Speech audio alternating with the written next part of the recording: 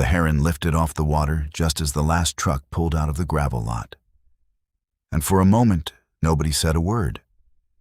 A 13-year-old girl stood ankle-deep in the mud at the edge of a pond that had been empty for years, counting a fold of small bills into her palm while a county extension agent nodded slowly beside her.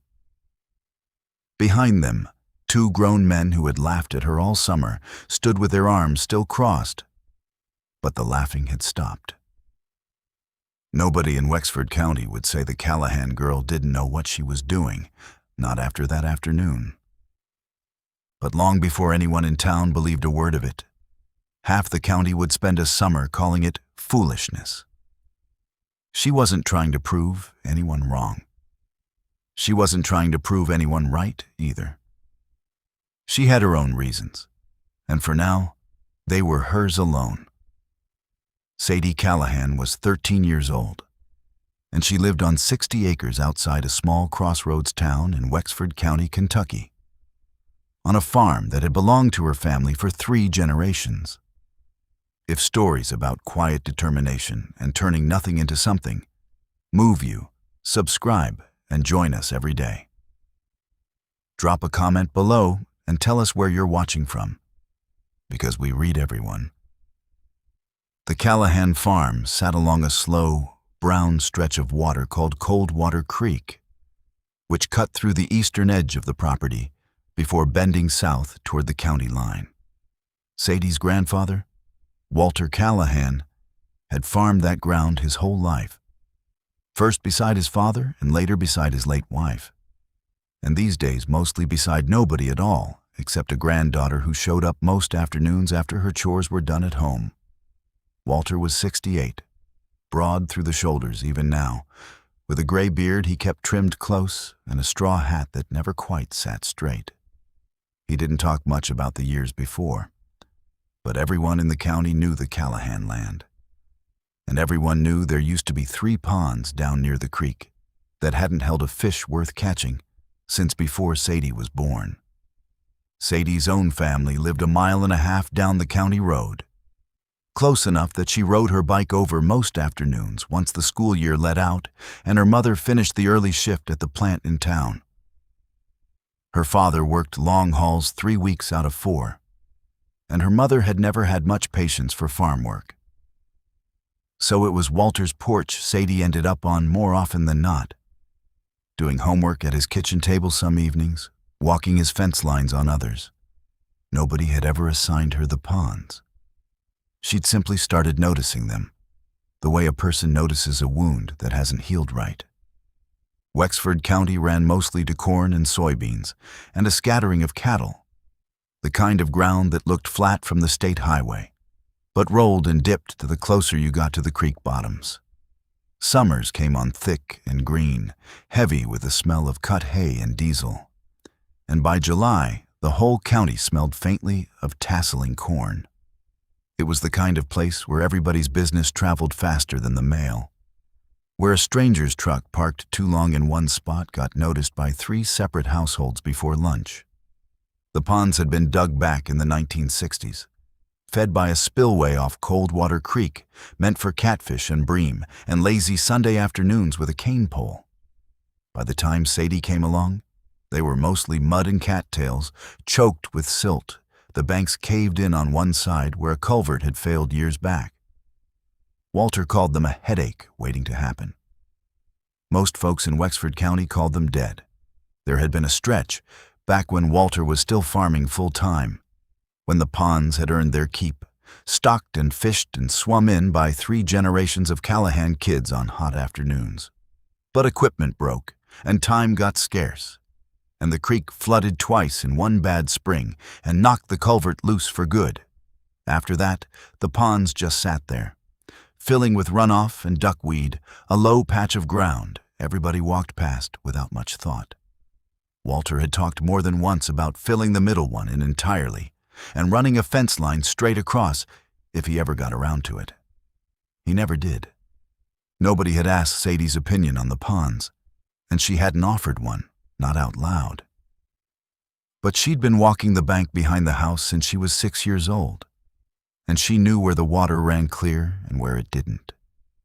And she knew the smell of a pond that still had some life left in it. The idea came from an accident, the way most of the good ones do.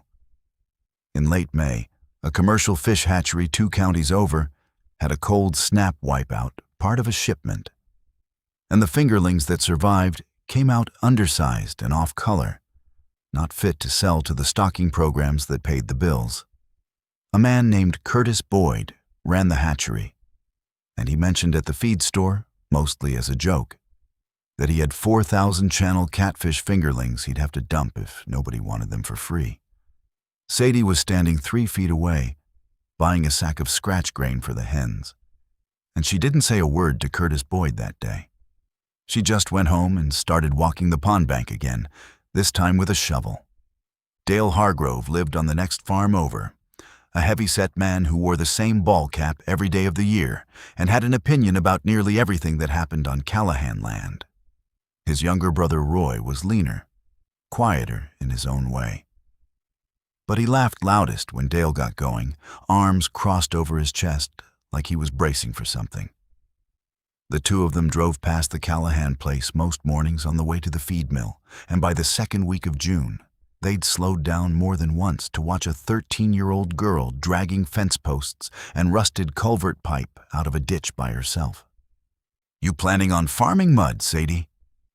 Dale hollered one morning, not unkind exactly, just the kind of joke a grown man makes at a kid's expense without thinking twice about it. Roy laughed and didn't say anything at all. Sadie didn't answer either. She kept dragging pipe. She hadn't asked anyone's permission, and she wasn't planning to explain herself before she had something to show for it.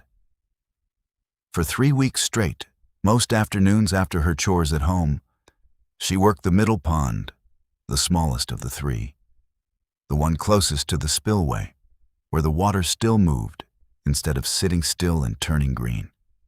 She cleared 11 years of cattails off one bank by hand, dragging the roots out in wet clumps that left her arms scratched to the elbow.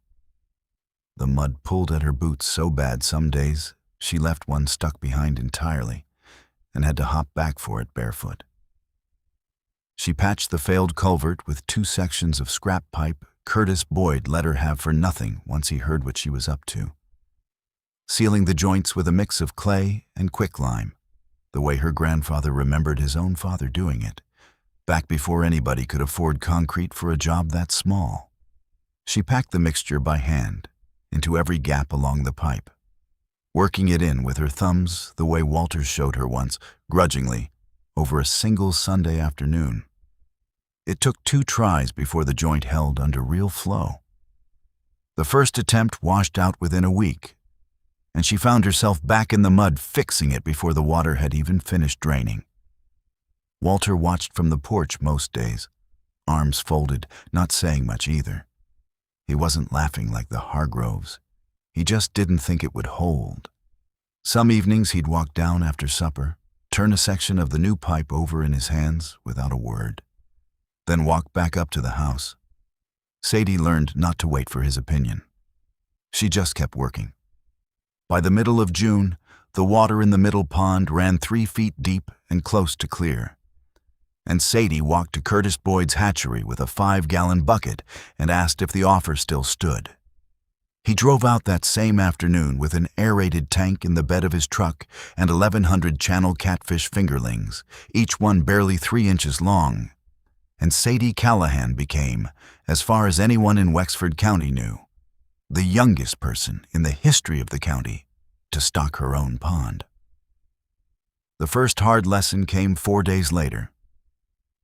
Sadie walked down to check the pond before breakfast and found a great blue heron standing in the shallows, patient as a fence post, and counted at least a dozen dead or dying fingerlings scattered along the mud where the bird had been working since sunup. Her stomach dropped at the sight of it. 1,100 fish had felt like a fortune 2 days earlier, and watching a dozen of them go in one morning made the whole number feel a lot smaller and a lot more fragile than she'd let herself believe.